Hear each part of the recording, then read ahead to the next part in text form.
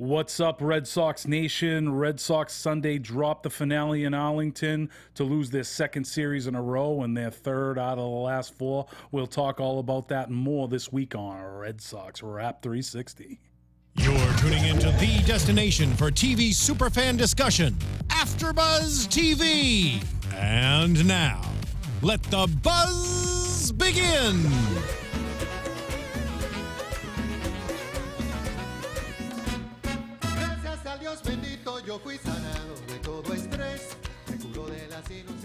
Oh. On a week of many dark spots, we start with one of the bright spots, Mr. Sandy Leone, who is just hitting the cover off the ball. All defense, no offensive catcher has finally caught fire, but it's been kind of a dismal week for all the Red Sox. We're just trying to accentuate the positives, if you will. Ben, how you doing, buddy? Yeah, is that the reason why we played that song? I thought that was just like one off your iTunes playlist or something. Well, that too. Just trying to increase our Latin viewership. Right now, it's kind of at Trumpian standards, so we want to kind of bring it up. There you go. If you will. How you doing, pal? Good to see you again. Good. Oh, I'm so glad that you're back in the studio. In flesh. It's been lonely here, just holding it down. The only guy in the studio, but you did a great job. Thank you, sir. I mean, we always have the support staff, these lovely engineers in here at the AfterBuzz Studios in lovely North Hollywood. That's true. Coming at you once again here on a Sunday night. Hello, Red Sox Nation. So is it time to despair? I think that is the question. Is it time to hit the panic button for this Red Sox team? I have taken a lead from you, Mike, on this and say, normally I would come in here and say, oh my God, what are we going to do? Who are we going to trade for? What adjustments are we going to make? But, I've taken after you. It's a long season, right? Like, these weeks are going to happen. Unfortunately, it's been not just this week. It's been really kind of a lackluster month for us. So be ready for June to end and July to begin. But, Yes, I believe after today's loss, the Red Sox are 9-14 in the month of June. Mm-hmm. That's not good. That's not good. No. And I think the worst thing is that even some of those wins that we had were really close, and we had to really gut them out to get those wins. So, yeah, what really hurts is that game on Friday night, 8-7 win. It's the type of comeback win that you think is going to propel a team into some winning baseball. Right. And in true Red Sox fashion, they just dump the next two to tear your heart out. I mean, they just got their doors blown off Saturday, and you just really weren't in it today from Jump Street. Yeah, and you're kind of walking into Saturday thinking we got our ace going on the mound, and finally, we're gonna get like a nice little 3-game win streak going here, and right, it just wasn't looking like his normal self. Yeah. That's our ace as far as the checkbook goes, and then our for real ace goes Saturday. Mr. Right. That's what I meant. Yeah. Right. Is that what you're saying? Yeah. And he got touched up. Yeah. He got roughed up pretty bad. It was like the knuckle wasn't working. He had to mix in that 81 mile an hour fastball, and that's just not good. Yeah. And I think they were saying that he normally prefers to pitch in the dome, and that it was outside and it was pretty hot, and which normally you think knuckleballers actually prefer to pitch outside because you have some of the weird crosswinds going on, and it kind of affects the knuckleball. But I think for him, maybe he just appreciates having that a little bit of consistency behind that knuckleball and where it's kind of going to go. So yeah. And he also, he pitches a lot of fastballs and curveballs as compared to some other knuckleballers. So maybe he just kind of prefers to have that consistency of the dome. So. But either way, whatever it was, didn't look like his normal self. That was his worst start of the year for us. He got pulled. I think it was like 8 runs given up, and I think what were 5 of those unearned runs. I think 5 of those were unearned. Yeah, runs, due to some errors by Bogey and Hanley, which is unfortunate. But nonetheless, still a pretty bad start for him. Yeah, we did have some bright spots over the past couple days in this sort of bad week, I guess you could say. Right. Bryce Brent, a guy that we brought up to fill a hole. For those of you who didn't see, Chris Young pulled his hamstring, is what it looked like, rounding first base. it looked pretty bad. He went down, and he didn't look like very comfortable on putting any kind of weight on it. So I think they're still characterizing it as a hamstring strain, though, and not a pull. So perhaps that 15-day DL stint, and he'll be back. Yeah, and again, he had like that other leg issue where we kind of gave him a rest and put who do we put in there last week in his place? But yeah, I mean, that's been a consistent issue for him, is his legs. He's had kind of pulls and strains over the course of his career, and so you kind of hope that this isn't a lingering issue. And it's unfortunate because he got off to a good start. Once they kind of named him the everyday left fielder, once Swihart got hurt, it was like he was starting to rake. They kind of moved him up into that 5 spot. He was looking like good protection for Poppy, and then he gets hurt. And now we just have a cast of characters. So Hope goes down in left field. Swihart goes down in left field. And now Chris Young. So if you want to stay healthy, you don't want to play left field for the Boston Red Sox, evidently. I'm not healthy anyway on a daily basis. So if you want to try me out, that's fine. I'm no bat, no glove, no speed. So I'm a 0 tool player. If you need me, though, I'll be there for my squad. Nice. I think once hit 300 in Little League. I think Oh, that's good. Solid. When I was like 11. But yeah, I mean, Bryce Brents, he did well, right? I mean, I pulled got for a couple like Bryce hits, Brents, and he made a couple great catches. I think it was Saturday. And Saturday he made a couple good catches there in left field. He made that one where he was kind of running back, and then he almost like overran it a little bit and had to reach back across his body, and made the falling catch there. And then the play right after that, in his other direction, running to his right, made the good catch, sliding into the wall there. So, hey, if we can fill in a guy like Chris Young or Swihart or whoever it is that's going to be the left fielder for us with a guy like that, I guess that's okay. Yeah, I mean, he got his first major league home run today too, so that was good to see. You got to pull for a guy like that. The only time I remember him, he had some time with Detroit a few years ago with the Tigers. He was up for a little bit. So you pull for those guys. Like, he's 27, I think going to be 28 in a few months, and at the end of the year, and you pull for those guys that are kind of almost long in the tooth, that are down in AAA to get those shots, and I'm glad that they give it to him. He's having a pretty good year in AAA. Give him the opportunity over having one of those, prospects that everybody's salivating over, like at the AA level, make a jump like a Benintendi, So it's good. I like the fact that they say, hey, we're going to bring you along slowly, and we'll give this guy Bryce Brett an opportunity, So, it's good to see. It's good to see. The thing that killed me this week, all right, Ben, let me tell you, is, not dropping 2 out of 3 to the Texas Rangers, who are a very good baseball team, and you're playing at their home field. And we don't play well there either. No.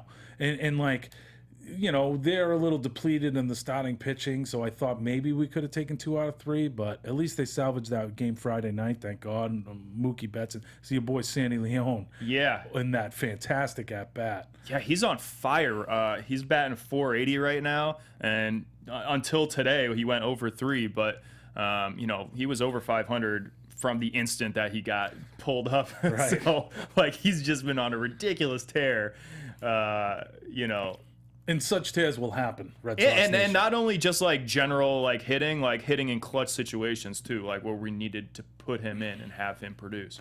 Yeah, and he's become, like, when he doesn't start, he's like been pinch hitting, like coming through. Yeah, exactly. In fact, pitch hitting for Christian Vasquez, your boy. Here's my boy. It's my dog, Christian. Come on, man. I thought we agreed you'd at least hit 240. Come on, man. Killing me. Yeah. But yeah. Well, let's table that discussion for a little bit to catch a situation. But the thing that really discouraged me this week was dropping the 3 of 4 at home to the White Sox. Yeah. The White Sox, once pretty good contender in May, coming into that Red Sox series, had dropped 18 of their last 24 games. Yeah. They were not playing very well. No. So apparently all you have to do now, if you're not playing well, just have those Red Sox on the schedule. Nice little confidence boost. Oof. It's terrible. And like just the way those games got away from him, and Kimbrel blowing a game, and what's with that guy? He can't. I don't know what it's it like is. the difference between him getting up for save opportunities and non-save opportunities. Right. In save opportunities, his ERA is like 1.5, and non-save opportunities like 4.5. So I don't know what exactly it is, and that was kind of a weird situation too. Just to like give him a little bit of credit, they brought him in at a weird time, right? It was like, okay, you guys aren't going to need me. Oh wait, now you are going to need me. I'm going to warm up. Oh wait, am I even going to come in? Oh yeah, I am going to come in. Okay, yeah. So like that was like a pretty extended warm up situation that he probably doesn't see very regularly, but at the same time, like, come on, man, like that's why we're paying you the big bucks, right? So that you can come in and shut down or lock down in those situations. So yeah, that was a little bit rough.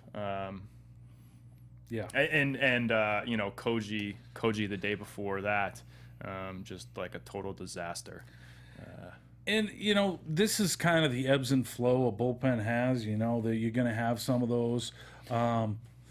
Yeah, but it's gotten now to a little bit too much. Like now people are starting to question, like, is Koji going to be our setup guy in the long run? I think we're in a position now where you got to play matchups, with him and Tozawa. Yeah. And depending on the matchup, that's decide who pitches the 8th, who pitches the 7th. And, it's like there might be some other guys like the hot guy of the week that you can throw into the mix. Heath Hembry, I think he let up a few runs today, but he's been pretty damn good for them. Yeah, he pulled out the win the other day. I think that situation's a long way from being solidified. I think it was a lot more clear at the beginning of the season than it is right now. It's a little murky. I don't think Kimbrel is in danger of losing his job. Of course not. But Koji, I think, is on a pretty short leash right now. To his credit, he did pull out the save on Friday. Yeah. So Striking and he out looked the good. side. Yeah, he Striking looked out the good. side. He looked good. But again, like he needed to. Yeah. Like he was on a short leash right there. Here's the thing, Ben. When you get in your 40s, some days you can capture that prior glory and look like your old 33-year-old self, what have you. And some days you look like you're 41, 42, as Koji did versus the White Sox. So I think with him, it's like I'm not sure of how his workload was going into that game, but I think we're at the point now with Koji is he can't go back-to-back nights. Before it was like he can't go 3 nights in a row, but I really don't think he's back-to-back, Yeah. And we talked about kind of coming into the season about Tozawa and Koji being overworked in recent years and stuff, and that's why we were so excited about the acquisition of Carson Smith, so he could kind of take a lot of those innings off the guys. Problem is now is anybody who gets put in that 5th starter spot or 4th starter spot or first starter spot, if you look at Friday's game, it's like they're getting blown up. Yeah. So we have to get into the bullpen early, and then everybody's taxed. Never mind just the 2 guys that we talked about. So it's sad. So that's when you look at this team, and Trader Dave's going to make a trade, and you think about, okay, what is the dire situation? Is it a starting pitching? Is it relief pitching? Is it a left fielder? Yeah. And it's like, so, normally I would say, or I think I said in the past few weeks that I think it's bullpen. Yeah. But whereas we have this problem where starters are getting shelled, it's like, well, that's going to make the bullpen bad, so maybe we have to bring a star, and that will make the bullpen better even, Well, there's also the argument that you could bolster your bullpen a little bit, and then every 5th day just say, screw having a 5th starter, and we'll just ride the bullpen for that game, right? Well... Which actually has been the case for, some parts of the season where, Buchholz or Joe Kelly get blown up, 3 innings into the game, and that's kind of what we see ourselves doing anyways. Well, yeah, I mean, it'd be a great scenario if only the 5th starter was getting blown up. Unfortunately, our $31 million man, this past Friday was getting banged around. And it's like, you don't want to just, pound these guys from hindsight, but it's like, was this guy worth it? And it's really just a case of there's so little pitching out there that you have to overpay for it.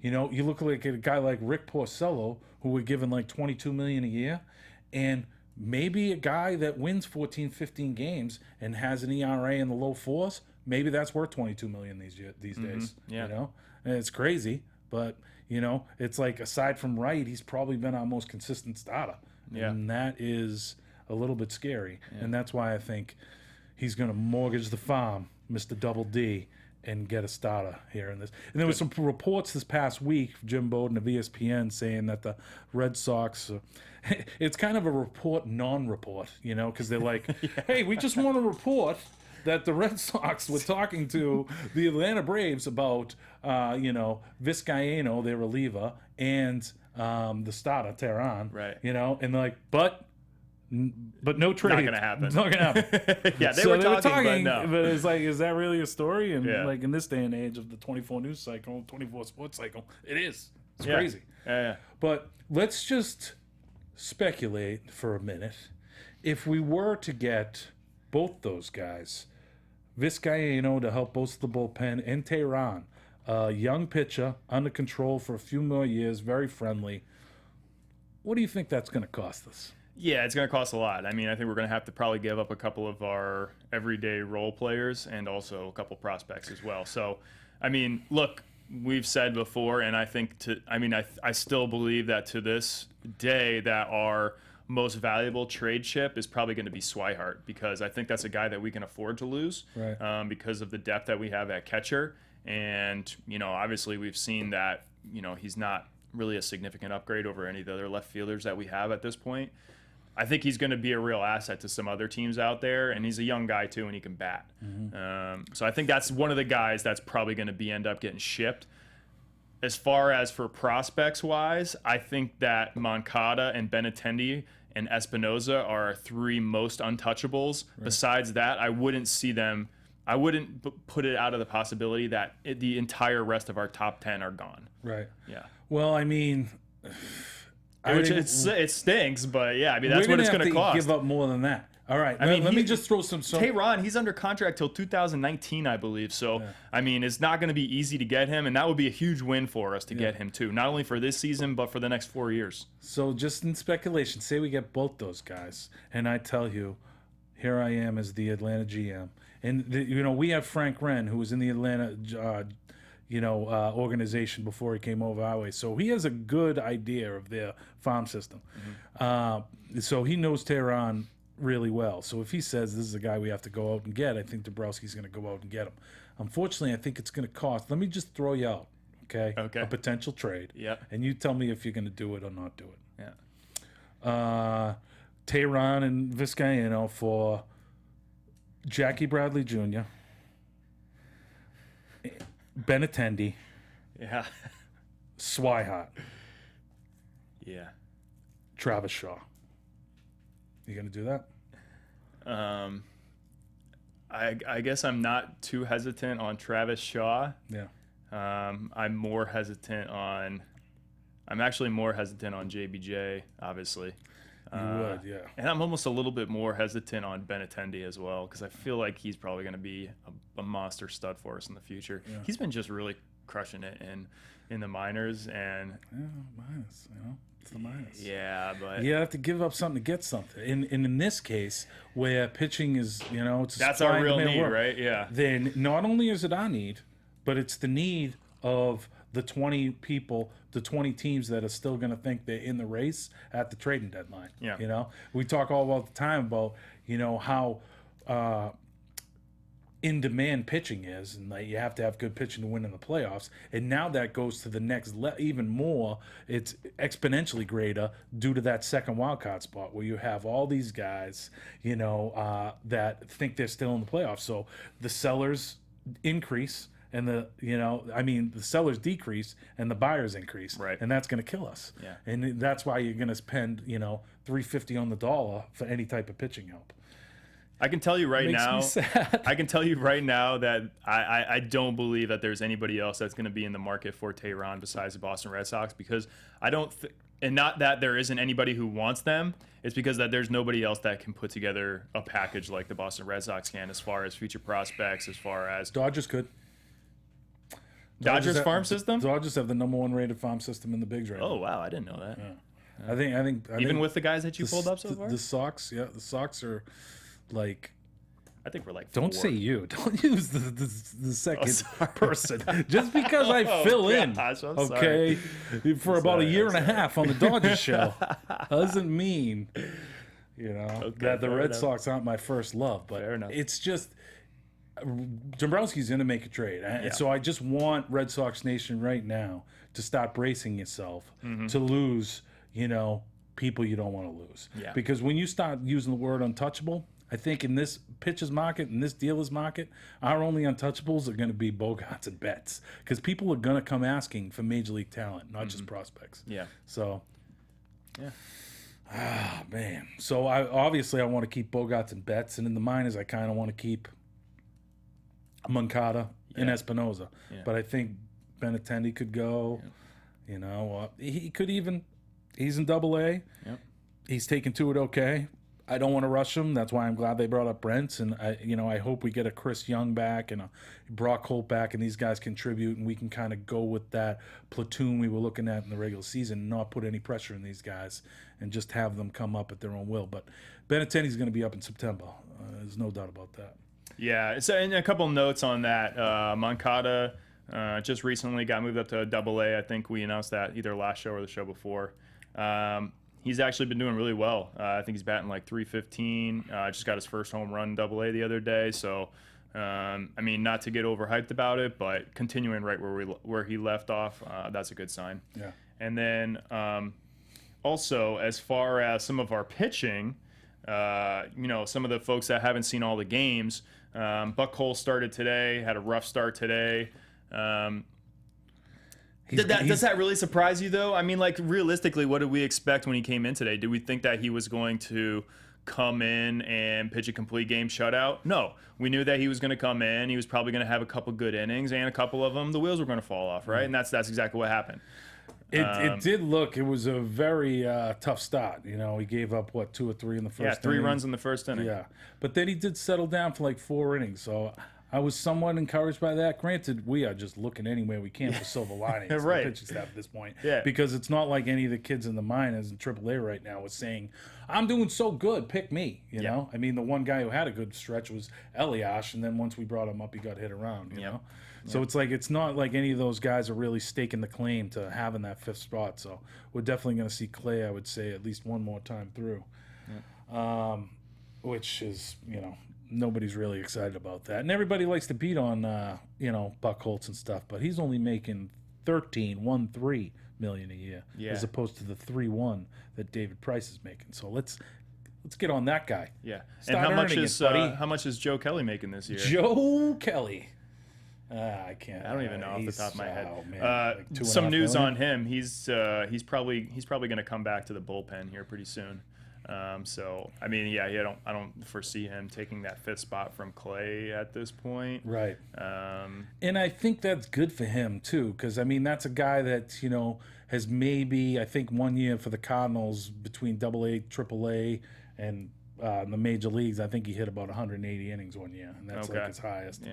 But so that's a guy that started out in the rotation and had logged some innings earlier. So maybe bullpen is the best for him, especially where he's kind of dinged up, and maybe he's throwing consistently 97, 98 when he only has to go 2 batters or 4 batters, as opposed to trying to keep some in reserve when he's starting. But it's man, it's got to be discouraging when you see these guys that have such great stuff, but they just can't make it happen. Yeah, and it's got to be frustrating for them too. I'm a starter at the beginning of the season, for sure locked in, right? And now I'm back in the minors, and now I'm coming back in the bullpen. What does that mean if I'm successful there? Does that mean that the door opens back up for me to be a starter? Because that's what I am.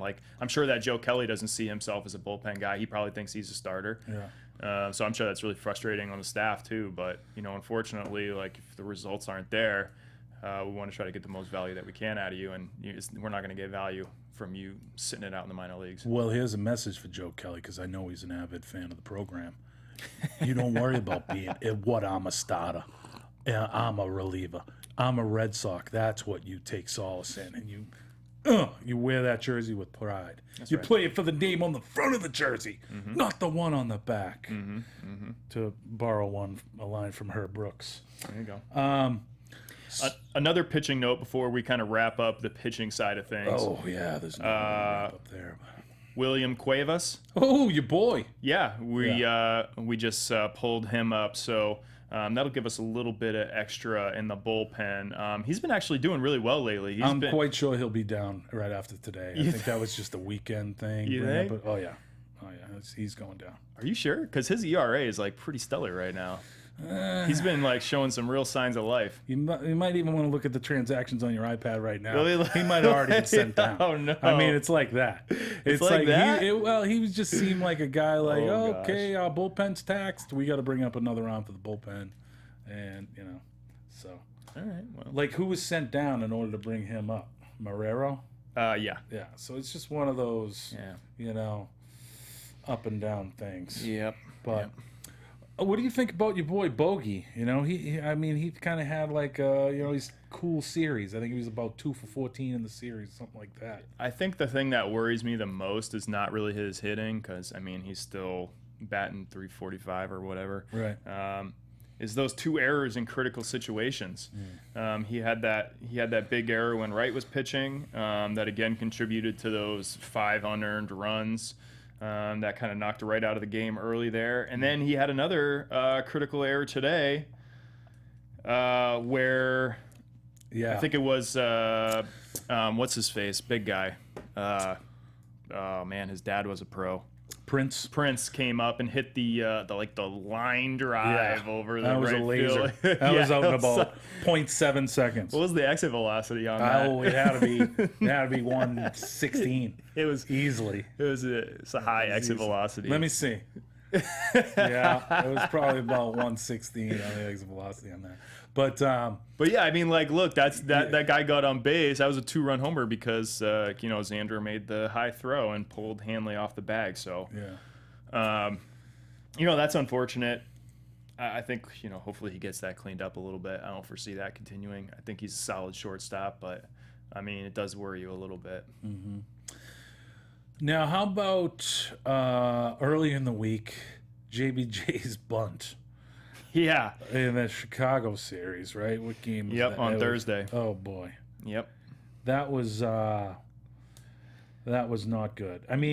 So they ended up winning that one, so it wasn't that big a deal. But it could have been. It could have been. What was the situation on that again? So the situation was JBJ's up to bat. There's 1 out. There's a man on first and third, and the Red Sox are down by 1 run. Yeah. And whoever the one who made the call to say that Jackie Bradley Jr. is a bunt, I don't know who made that call, but it was I do. First of all, terrible call. That was Jackie Bradley Jr. making that call. Was it? Oh, without question. There's no manager in the league that would have him bunting in that instance. And when then a fly ball can tie the game or whatever. Yeah, just like a deep fly ball to get the run in. And a guy that's been hitting pretty well. And he was like literally the worst bunt I've ever seen. He popped it out all the way, just like the second baseman didn't even have to move to catch it. Yeah. It was like one of the worst bunts I've ever seen. And that's kind of been, we've seen Bogarts bunt on his own a few times this year that have been horrible decisions on his part. And I get it, I guess. If you see guys and you think you can get it in, it's like, but if I was Farrell, I'd just put a mandate on. Okay, guys, we love what you're doing. No bunting on your own. I don't know why any of the Red Sox are bunting, to tell you the truth. Yeah. I don't think any Red Sox should bunt, maybe with the exception of Mookie Betts, because he showed that he can bunt like freaking amazing. But even him, do you even really want Mookie bunting? Even if is he the best bunter that you've ever seen, you still don't want him doing it. Yeah. Maybe if the alignment's right and, it's towards the end of the game and we're down 2 and he's the leadoff hitter or something like that. But even I want him swinging the bat because that kid can rake. But, the guys you want bunting are the guys that are down in the 7, 8, 9 hole, the Bryce Brentses of the world and the Christian Vasquez and the Marco Hernandezes. But it's otherwise, especially with runners in scoring position, you got to be hitting, man. That's craziness. No bunting. But no you more know, bunting. yeah. I'll take if I could just say, no more bunting. That's all I want. And I'm sure there's a bunch of Farrell haters out there that are just like, Oh, why did God. Farrell signal him to bunt? What's he thinking? This guy, get rid of him. You know? Yeah, Farrell made a couple other bad plays today or this week. I think he had Lamar pinch hitting for Mookie Betts at one point. No way. Yeah. No. Yeah, I think so. I think it was like Come on. I think it was on Monday. That can't. Or That can't. Saturday. We're I don't gonna remember. have our research department fact check that one. Oh. No, we still don't have a research department, so you're gonna have to. You're gonna have Hey, to do if there's that some one. fans out there, I know Duffy's probably watching Yeah. this. Duffy, back me up and tell me that happened. Hit us up on the I'm pretty comments. sure that on happened. I don't know if it was Mookie or somebody else, but Yeah. I'm pretty sure he pinch hit Lamar like late in the game. Oof. And it's That like, can't what be the true. heck is he That doing? can't be true. Yeah. In fact, that is such a terrible call on your part that I just want to implore the Red Sox Wrap 360 viewing public to hit you up on your Twitter account and let Yes. you know what a terrible call. So we're not signing off, those of you in back, just yet. But tell everybody what your Yeah, if Yeah. you wanna dispute the fact that they did that, you can hit me up on my Twitter at Benny Frickin' Jam. yeah. Yeah. I'm not gonna tweet you. I'm just gonna tell you right now. There's no way in hell Mookie Betts is ever pinch hit by Ryan Lamar. I'm sorry. You know, I don't care if he's torn what's a the bet? hamstring. What's the bet? Is it? I don't know. Lunch. Okay. You want to bet lunch? Yeah, we can bet lunch. something. All right. Bet some lunch or bet some boneless wings down Wang's. Oh man. Oof. All right. Well, let's just try and put this behind us. Okay. Look ahead to this coming week. We got 3 coming up in Tampa. Now, Yeah. Tampa, Ooh. I'm not sure how they did today, but they were, I believe, had lost 10 or 11 in a row. So that can either be a good thing for the Red Sox or that can be a situation where they are due. Yeah. You Well, know? we got Erod going up against Blake Snell Mm-hmm. tomorrow. Blake Snell is 0-2 with a 2.4 ERA. Yeah, Snell's kind of a He's kind of an prospect that's up-and-comer. just, yep. And then they got their old ace who's already got 10 losses going in Tuesday's game, right? Chris Archer. So maybe where he's doing so, poorly right now, maybe they'll trade him to us for not an arm and a leg. Well, no, it's just any pitch is going to be going to get an arm and a leg. It's terrible. So he'll go against Porcello on Tuesday. Yeah, it'd be nice to get a couple wins off Tampa Bay to kind of right this ship a little bit. And then we get a day off on Thursday and have a couple more games against the Angels.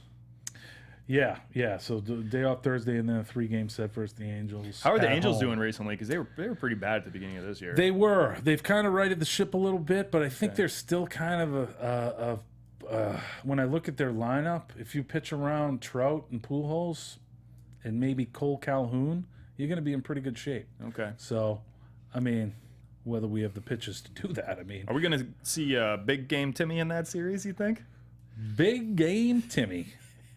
Who on earth is Big Game Timmy? Tim Lincecum. You don't remember that Oh. commercial where he was he was on the phone trying to record, like, what is it? Big Game Timmy. Like, I forget all the nicknames that he came up with. But. No, because I think he's been inserted into their starting rotation. Yeah. So, actually, yeah. So, Yeah, and I think he's been actually doing pretty well for them. So yes. Which is- Right now, as it's slated, we won't face him. We're going to face Chacin, Santiago, and Shoemaker. I was just doing a couple of those pronunciations, and coming in with that music today. I got an interview for a Telemundo job, so I'm just yeah, there you go. trying to, work on the. They need some more people calling soccer. There you Just go. kidding, everybody. Rest easy, soccer fans. You don't have to worry about that brings me to a good point. Why weren't the Red Sox in that race to get old Lincecum? Because from what I heard, there was literally nobody that wanted him. Yeah, I mean, Like the Angels picked him up for like $3 million for a 1-year deal or something. he's looked pretty done. He has looked pretty done. So I mean, I think the Angels are just It's more like you could pitching just take pool. a flyer on him, Yeah, I guess. I mean, now it's like looking like Yeah, maybe we should have because our guys aren't producing, But the thing is I think Erod, I think before we hit the panic button on him, I want to see 10 starts, Yeah, When you no. have a knee injury as a pitcher, and, not only do you have to get the strength back, but then you have to get the confidence back that you have the strength in that knee, So I really think, it's too early to vilify him right now, So I think, let him get to the 10-start plateau, and then we can start, lampooning him if he's doing still bad. But Well, and you saw that he changed his delivery back to his old delivery style. He had changed it earlier in the year to be, I think what was he facing? He's a lefty, right? So he was facing first, and now he faces third. so now he like starts and he's facing home plate. Oh, okay. Yeah, so that's how he used to do it, but I think he switched it up because it was like a little bit too much stress on his knee. So now he switched back, and I'm not really sure what the reasoning is behind him doing that. The announcers were saying it was something to do with him showing his pitches. Yeah. And because he only throws a fastball and changeup, if they know which pitch is coming, that's pretty bad, right? Yeah, that was a there's kind only of a two pitches. problem with him last year too, tipping his pitches, and they kind of made some adjustments. So I don't know, maybe he's back doing some bad habits, and they just kind of gonna write the chip on him. Another guy is David Price, who kind of had that where Pedroia kind of told him, hey, your hands aren't as high. And so I don't know if he's going back to those old habits where he's holding them low now, because his fastball was sitting at about 91, 92 the other night. And we needed at 95, Yeah. Especially where he's hasn't been that pinpoint. If you're on the black at 92, then that's cool. But he hasn't been pinpoint. So he needs that 95 if he's going to be on the inside edge of that outside corner, as opposed to the outside edge. Yeah. Which I'd like to see him on the outside edge anyway. But, and I'm trying not to get too alarmed to this point because we're not even halfway through the season. But it's somewhat alarming, David Price. Yeah. He kind of was switching up his stance a little bit where he was keeping his glove up higher. And then recently I've noticed him going back to the original style where he kind of keeps his glove low. And so the fastball velocity hasn't been there, but there was some talk that really the only reason why he was doing that was because his glove and his legs are kind of on a line. Right. So it doesn't really matter where his gloves are. It was really just getting that motion to get his legs up. Because that's where your power comes from. Yeah, exactly. So, I think that his legs have been doing that, but the results haven't been there clearly. He's going to have to do another bullpen session with Petey. Petey's going to have to get out there with him again. You think? If there's ever shown that there's going to be a player who's going to be a manager, it is Dustin Pedroia, I'll tell you. Yeah. So what do you think? So now the Red Sox are what? 7 games over 500? I think we're 41-34. 41-34. Is that right? So, and we talked last week about how their schedule in the last 2 months is not really favorable. A lot of road trips, in the last 2 months of the season, post July 26th, I think we have 2 11-game road trips and a 10-gamer and a 9-gamer. So it's we have to start really kind of coming alive here. This Angels series coming up at the end of the week kicks off, a big road trip, 9-game road trip. So we got to start going 7-2 and, 8-1 on these 9 gamers or these 10 gamers 8-2 as opposed to their last road trip. Their last homestand where they were garbage. It was that Baltimore Seattle White Sox one. Where they were. Just to clarify, this Angels one is 4-7 is at home. Yes, Yeah, Angels. yeah, yeah. Sorry, did I say road trip? Yeah. I've been saying road trip instead of homestand. For some No reason, worries. But yeah, that's a 9-game homestand. So this last homestands that they had, they're 4-7, and they're that's not going to cut it. The whole month of June has just been a bunch of missed opportunities for winning easy games at home. So hopefully they can turn that around. And just looking ahead here, as far as the All-Star game goes, because All-Star voting, I believe, shuts down in about 5 days. So you folks got to get out there and vote for your Red Sox. Yep. You can't do it anymore at the stadiums, but you do 5 it on times the a day. interweb.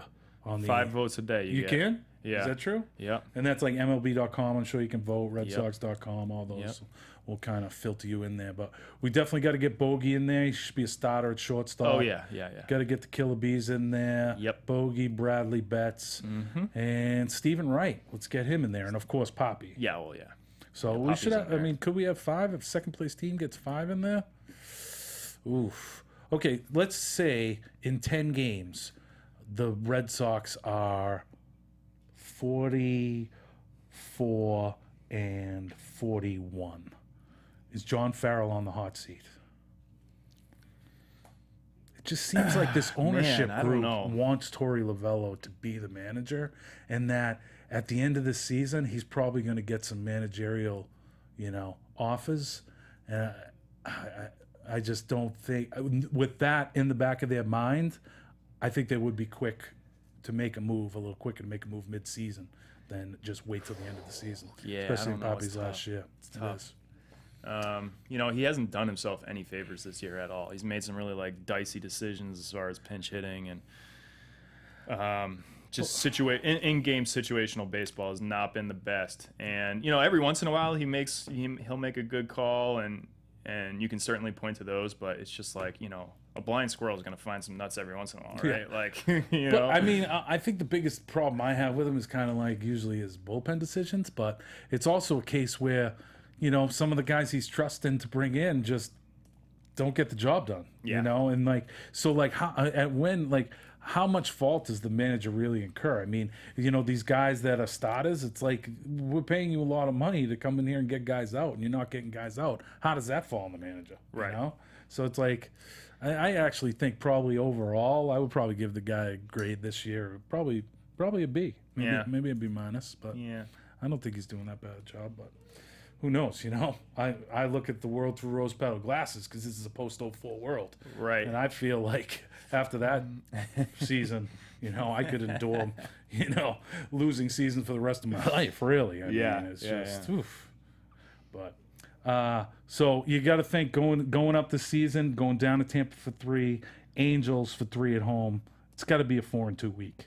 We got to start getting those, because like I say, come July 26th, where we go on a big road trip, and then it gets road trip, we're going to have to be 15 games, 20 games over 500 in order to endure this, But when I start watching the standings on August 1st, I want us to be in first place and kind of in that 15-20 to have a chance to withstand. Right. And how are we doing right now? Are we still in second place right now?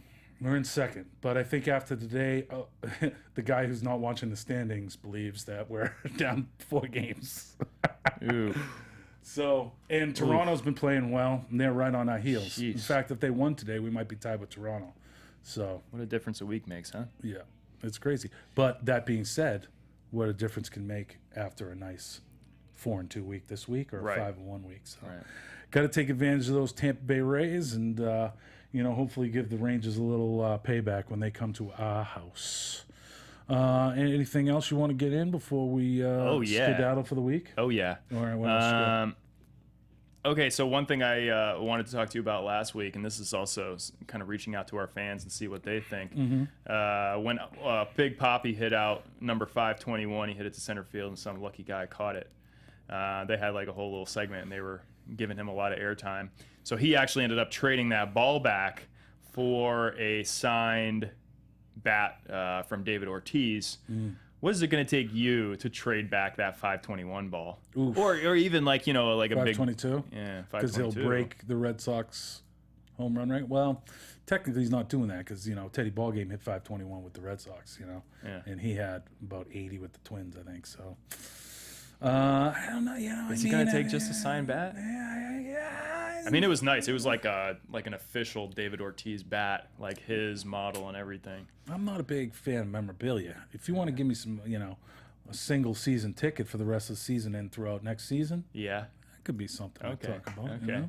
We'll have to reach back out to Duffy and see what the going rate is on a 521 We'll Poppy have ball to- versus a signed Big Poppy bat. Yeah. I mean, I'm sure it's not even close, but I mean, I wouldn't drive a hard bargain because I'm a Red Sox fan, born and raised, and I love Poppy. So yeah, you know, you're giving it back, right? I'd You're just talk a hard whatever you game, guys but want to give me, I'll pretty take it, much, right? Pretty Yeah. much. Okay. Pretty much. I would say, all right, Poppy, you and I have to go out one night. Just get ridiculously crinkled in Boston. That would be awesome. That would be an epic day. That'd be good. Like me, him, and like Kev Malah. We'll do it in the off season. Napoli can come back, not wear a shirt. Nice. You know? I'm sick of J.R. Smith stealing Mike Napoli's moves. That's one thing. Johnny Gomez will come and bring his green military hat or whatever. He's available even if we want to do it in season. Johnny's available. But, oh, man. So another one that we didn't mention today was old Rusney clearing waivers and getting Shaka. Nobody sent wanted to back pick down up that $72 million tab. Yeah. So I guess we probably won't see him back in the majors this year. I mean, if he tears it up in the minors, maybe a September 1st call-up. Who knows? You know, we'll see. Yeah. Or can he be called up? Or now that he's off the 40-man? I don't know exactly how that works. I don't know. Well, maybe we'll look into that for next week. Yeah. You know? But I think we got to sign off. We do? Are we getting kicked off? Okay. Well, I got to talk a little Dodgers in this room. All right. Well, one more thing I wanted to say was happy birthday to Ron Murphy. He's one of our loyal podcast followers from Myrtle Beach. He had his birthday on Thursday, and heck, man, we got one of our 2 wins that week, so that's a good sign. That's I guess. it. Yeah. They were hitting for Ron that day. Yeah. Keep listening, Ron. Keep watching. We appreciate it. Yep. As well as all you guys, we appreciate you tuning in this week. For Ben Fay, I am Mike Conley. This has been another edition of Red Sox Wrap 360. Thanks for tuning in with us, guys. Go Sox! From executive producers Maria Menounos, Kevin Undergaro, Phil Svitek, and the entire AfterBuzz TV staff, we would like to thank you for listening to the AfterBuzz TV network. To watch or listen to other after shows and post comments or questions, be sure to visit AfterBuzzTV.com. I'm Sir Richard Wentworth, and this has been a presentation of AfterBuzz TV. Buzz you later. Buzz ya mañana. The views expressed herein are those of the hosts only and do not necessarily reflect the views of AfterBuzz TV or its owners or principals.